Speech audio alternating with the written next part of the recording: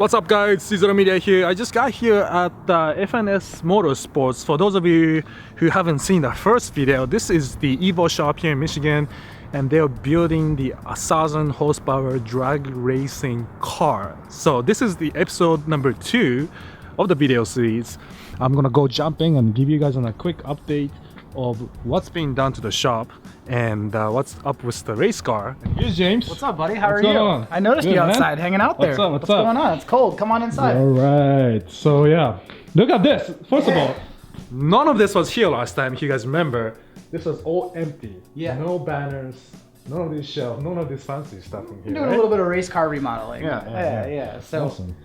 So I guess this is the engine that you're building, huh? yeah, this is the motor for the race car. Yeah. It's done. It's complete.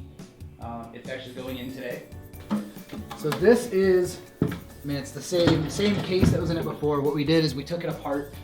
It's a billet input shaft. It's a billet 1 through 4 straight cut gear set. It now has the straight cut final drive. It's a 443 final. It's their own proprietary final drive, and it actually has their own 5th gear delete handcuff. On really high horsepower cars with straight cut final drives, the cases are breaking, and it's just a hypothesis, but we're trying and testing before we bring to market a 5th gear delete handcuff that actually holds the input and output shaft together to avoid it from deflecting and destroying the case here. Right. So we're trying to hold it together. The next option is a billet, bell housing like a Honda. But I think we're running into some of the same issues the Hondas have, and we're trying to fix that now. So this thing's going back together, and we're gonna see what happens. And this is our 2.1. We call it our Pro Spec motor. We offer like a sportsman motor, which is more like a street strip oriented motor. Then we offer this. It's a solid beam aluminum rod, our custom diamond piston, Cali's crank, 2.1 D-stroker. Starts as a 2.4, we D-stroke it down. We've got our own pistons that we'll talk about here in a second. And then, our whole head package, and obviously the Magnus, mechanical fuel pump bracket. Pretty much a must on anything making 900 or so horsepower and above that, I think. Yeah, so this is something new. As a road racing guy, I never knew about this, but on some of these high horsepower drag racing cars, the electrical fuel pump just doesn't give off enough pressure, right? Yeah, so what we run into is we run a base pressure, 45, 50 psi. And the problem is when you're running 50, 60 psi boost, it's just not enough to keep up. The pumps taper off with boost pressure.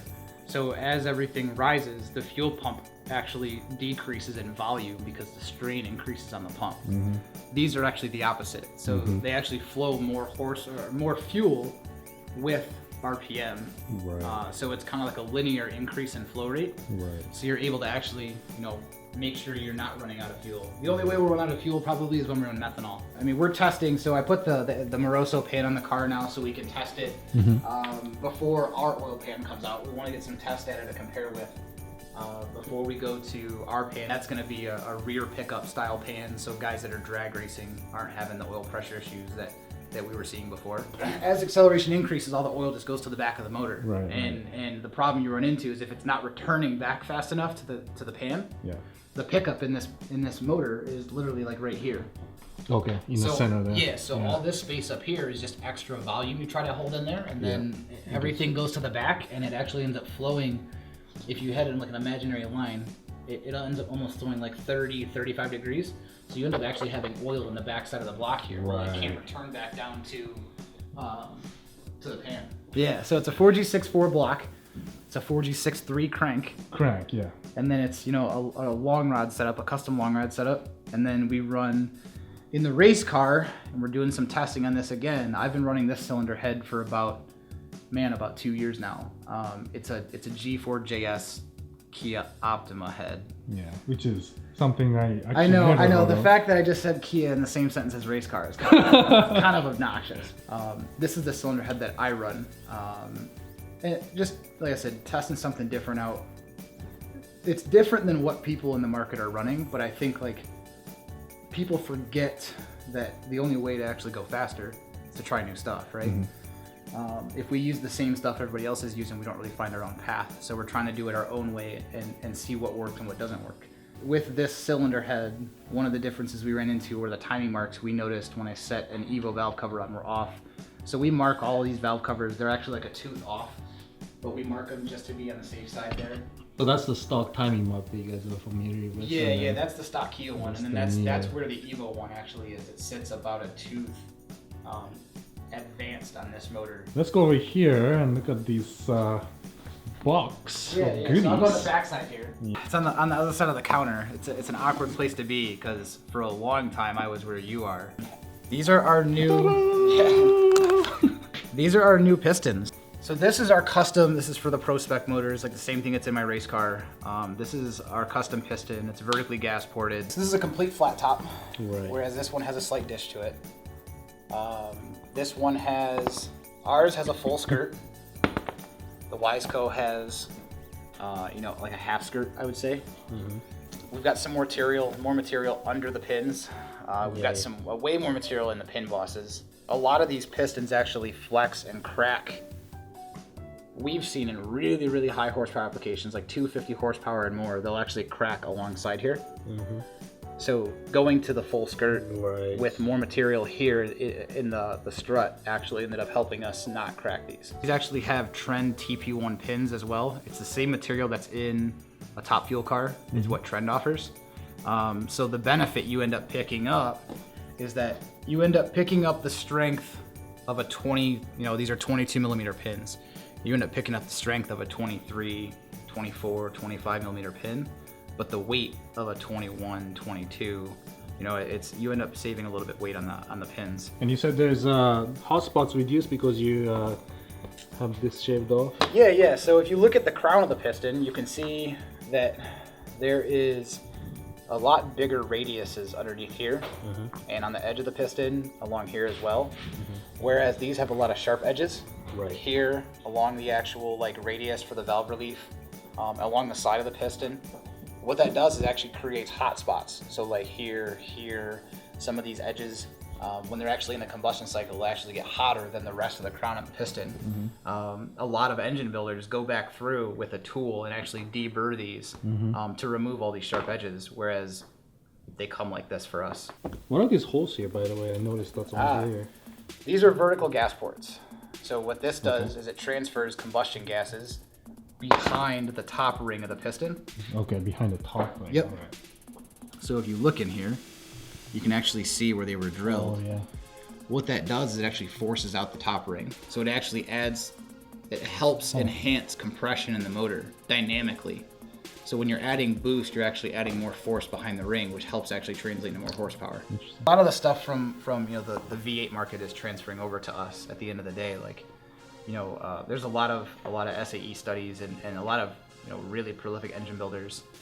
Rear Morrison is a big one that talks about vertical gas ports and how it helps a motor. Okay. They've seen 30 to 35, 40 horsepower increases on naturally aspirated motors with running vertical gas ports and not running them. Being here in the shop, there's a lot of cool stuff. Every time I come here, I learn something new and I see a cool new product. And this is definitely one of my favorite products that I have seen today. And it's called Alpha Lock. Yep. I'm gonna talk a little bit about how it works and show us this magical clamp. Yeah, so it's not magic, I promise. It's pretty easy. What we found is, we were running the Vibrant Vangen couplers. A lot of our friends are running them and they were actually breaking them. So we were constantly looking for a different way to clamp everything together. V-bands are too stiff. They don't allow any flex. You end up cracking pipes. Justin Linder of LPS Fab released these last year, and it was an instant kind of aha moment that he was onto something pretty big. So we'll kind of show you it together. This is how it looks together when it's not attached to anything. Right. You see there's a little lock mechanism right there, right? A little button that you can kind of see, a little window. Well, the reason it has that there is this actually unlocks, comes apart. Now what you'll do, there's an O-ring that goes in here, an O-ring that goes in here. This will slide under your pipe. You'll weld your flange here. you'll put your pipe on, and it locks in place. Just like that, no gasket, nothing. Nope. And you get 5 degrees of actual like movement down here on this end. And then when you want to take it back apart, you just push in a little bit, twist, and they come apart. It's awesome. And you said it holds 150. Yeah, I think Justin actually ended up testing them higher than 150. I think he tested them to like 200, but I mean 150 psi is probably fairly safe on these. It's pretty crazy though. So you got some dual fuel injector clinics going on here? Yep. How big are these? These are 2,000 cc's a piece. Jesus, so you got 4,000, 4,000. Yeah, it's so we've got 8,000 cc's of injector. That's insane. You know, we're running 2 sets of 2000s. Yeah. So that's about it for the engine, transmission, intake manifold, and we're gonna go in. Yeah, we'll go back here. To the shop and see all the customers' Evos, and especially their drag car. It's nice and warm in here. Wow. It's Scott, you remember him from last video. Josh. You wanna... So we'll do kind of like a walkthrough, show you guys what we're working on. This is Carlo's car. It's a 64, 66 build, sheepy kit. I mean, it's pretty straightforward. We built this 2.0 liter for it. It's a GSC S3s. Built trans. It's got one of our clutches in it. Pretty clean build. We're just getting ready to finish it up, and he's going to paint this week, and then we'll put it on the dyno and tune it next weekend, and then he picks it up. So what's cool about this motor is that it's actually an Evo 9 motor, and I actually never seen this. Because of the MyVec, it's got oil actuation for adjusting the timing. Ta-da! Empty car. That motor's in the engine room. The block and crank are in there. The pistons, rods are in the display case, getting ready to go in the motor. That'll be together probably in the next week. What's the goal for this car then? He just wants a really nice street car. So we're doing a 2.4 long rod setup. It's an Evo 9 turbo. Sounds like crazy. A fun setup. Yeah, it'll be a nice little setup for him. Yeah. Joe Martin's car. He's a local guy here in Michigan. He actually used to run a forum called mievo.net. I know Joe very well myself. Good guy. Yeah, Joe's a really good guy. So he's working full time, and the car's here. We're installing the diamond subframe that was up in the front, the rear subframe, and we're doing his fuel cell in the car. So this is a subframe. This right? is the front one, yeah. This is the front one. Subframe, yeah. It's got a mechanical steering rack on it. So this rack, we actually have the ability to change gear ratios. Oh, really? Yeah, okay. so you can actually increase and decrease the steering ratio based on the gear set that's in the rack. Yeah, so when you remove your pump, your cooler, the reservoirs, and the OEM rack and the tie rods, and replace them with this, the weight savings is 92 pounds. That's insane. Yeah. This one got dropped off this week. This is a full build ETS 6266 kit. It'll have a driven fab intercooler, a driven fab catch can setup on it, exity clutch. We're gonna have Dan Busher rebuild the trans, and it'll be a stage 2 trans rebuild. And then we're gonna have Chris Carby down at Slowpoke tune it up. So this thing on E85 will probably make close to 800 horsepower. Woo. Yeah.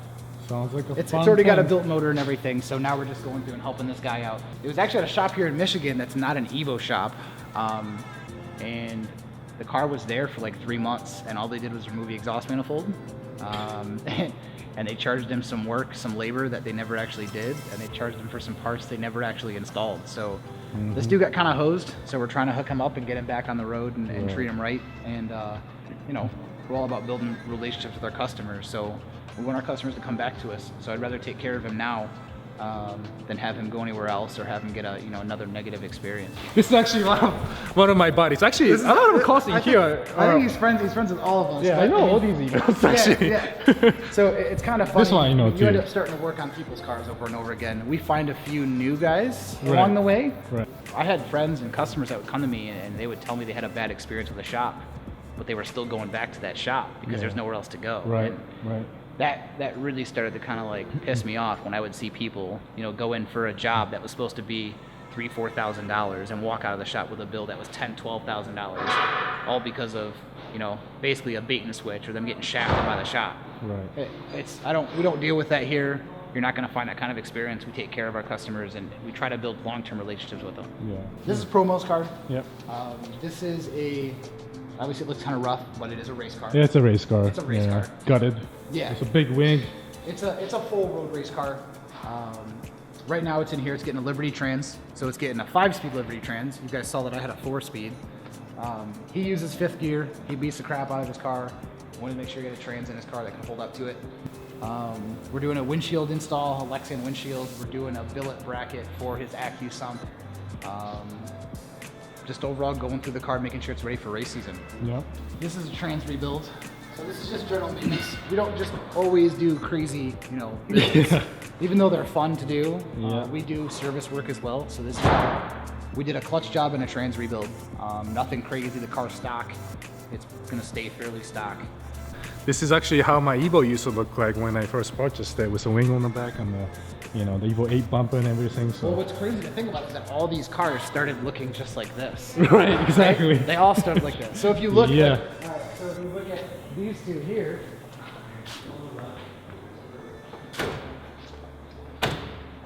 this is the start and the finish. Yeah, exactly. Same car. It's like a really fast time lapse. Yeah, exactly. So this is the shop car. This is one of two. We have a shop DSM and a shop Evo. Oh, okay. Scott owns the DSM, I own the Evo, and this is her in all her glory. We're missing some taillights, they're upstairs, but we're just putting the car back together right now. Right. So carbon trunk, carbon hood, carbon roof. I don't know if you see that. Oh, really? Yeah, so we actually... So how do you install these? You chop it up? It's a huge pain in the ass. That's what I thought. You actually end up having to drill the spot welds. Okay. You take the glass out. Right. You peel the OEM roof off. Right. You put this roof down. You Cleco it in to make sure it's in a good spot and it's centered. Right. Then you panel bond it. So you take it back off. You run silicone or panel bond down the edge. Then you rivet it down. Well, how much weight saving are you getting from this? 60 pounds. Okay, yeah, that's a lot. Right around 60 pounds, I think. With the sunroof in the car, it's like 60, 65 pounds. Okay, and that's at the top of the car too. Yeah. So especially here, like panel packing, this is important too. Yeah. But then, how much does a car weigh again? When we weighed it at the track last year at 131, dragway 131. It was 26.97 with me in it. That's insane. So it's That's insane. 2,500 pounds. So you gotta look at this. It just trunk just pops out. yeah, we used the quick latches for the trunk. It's worked really well. Just something I figured I would try one day. Instead of pulling the cable, I wanted to be able to get to the fuel cell, and this is how I figured it out. We got a mass fab drag wing on here. So this is the old fuel system setup. This was the old cell. As you can see, it's a huge pain in the butt to get in here and actually fill it. Right. So we took the front bracket out. We're taking this thing out now. It's now going to be where the OEM tank was. It's a bolt-in cell. We're going to take it out, add a fuel cap or a fill cap to it, so I'll be able to open the door, unscrew the fill cap, open it up, fill it with fuel. Cool. Be done. So they added the chute mount to it instead of a bolt-in package. OEM crash bar is now gone, so now it's just this. Comes in here and it triangulates back to the cage now. Right. So it's part of the chassis, really. Yeah, it's part of actually the part cage. of the chassis now. Right. Yeah. It's not really actually to help downforce. Right. It's to help stability down the track. So that's what it looks like. at the top end of the track, it actually helps divert some of the air to try to stabilize the track. You're actually increasing the length of the car, the footprint of the car, to make it longer. Installed the window net. It's a custom window net. It's in the car. The guys at Diamond Race Cars put it in for us. Curvy seats. The dash is going to be, ripped back out. We're going to change some of the gauge setups in it. We got to mount some carbon panels in there. So we took some of the weight out of the car and moved it around in the car, just trying to help us with the overall build. It had a depowered OEM rack, so I had deleted power steering. A huge pain in the ass to steer the car. Sure. So we switched to the Diamond Race Cars rack as well. Yep, it's the same one from Joe's car. Yep. This is the chassis harness for the car. No way, really? Yeah. So with the cars being like 15 years old, 20 years old, all the electrical is a huge pain in the butt. Yeah. A lot of stuff doesn't work or doesn't work how it should, or it's been hacked up so far that nobody really knows how it's supposed to go. We've got a guy down in Cincinnati. He owns Ascension Motorsport Wiring, and he is working on a kit based off how we did this car. to actually run the whole car off a switch panel on the dash. Wow. Now this is with the aftermarket ECU, or is he doing a kit? No, it'll work with OEM ECU as well. Okay. You know, our motorsport connector for our ignition harness here. Oh, nice. This is our engine harness, so it all quick releases off the firewall. Beautiful. And we're gonna put it on the lift. We just actually got this, so now we're not gonna have to work like this anymore. This sucks. Yeah, that's my life. Still gotta get work done. So Yeah. this is how we've done it for over a month now. We're putting in a second lift behind this one. We'll put in one on this side, and then probably where they're at right now will be where the all-wheel drive dyno. Still got a few months before we end up purchasing that, but So all the summertime dyno days, barbecues. yeah, FNS Motorsports, CZeroMedia meets here. And you'll be able to come to the barbecues now and actually get your car detailed. So Oh, yeah, that's going to be that's the right. big So thing. So you have a detailer. next door we have a detailer. So now they're working with us. Every car that comes in here and gets built is going to get detailed before it leaves. If you guys want to come over here at the car shows and get your car detailed, they're going to be out here too. So That's wash, awesome. Do detail, like a package deal, Yep. like dyno, detail deal. Yeah, right. Yeah, that's cool. Right. Yeah, if you don't want to dyno your car because your car is a show car and you don't drive it. You can still bring it Just out here and get it still washed. detail it. Yeah, get out exactly. here, hang out, get it Yeah. detailed. That's awesome. I like Have that some fun idea. with us, hang out. So what's next for this? So today you're gonna put the motor in here with the transmission. Yeah. Which I'm gonna do a time lapse of, and then I guess you're gonna start putting things together. Yeah, we're going to start putting it together. So this will be, this is episode 2. Yes. So this will be where we actually put the motor and trans together, put it in the car. If you come back here for episode 3, maybe you can go with us, put on the dyno. Yeah, that'd be awesome. I'll love to. I'm sure yeah. you guys will want to see this car running. Or if you come back and it's done, we'll just take you for a ride. That would be insane. Yeah. Insane. I think people like that. Would like to see this on the street. It's We'll insane. see. I can't even imagine how fast this is gonna be because of how light it is and how much power it's gonna be. Well, yeah, so I took it right from when I had it on the dyno to 131, and the car on 30 pounds went 154 in the quarter. So it was kind of ridiculous. Like I got done with he gave me my slip. Like I was already shocked from the weight. He gave me my slip, and I was like, kind of like, are you sure you gave me the right one? Like I don't think this is mine. And then the car before the end of the season actually went 161 when we turned the boost up to 42 pounds. So this new FP turbo, if it does what it's supposed to, this will be pretty ridiculous. Yeah. So that is it for episode 2, guys. The motor is here. It's gonna go into the car today. Transmission is sitting on the ground. Thanks for watching, guys. There's gonna be a time lapse of this going into the car. So hope you enjoy that, and I'll see you in the next episode.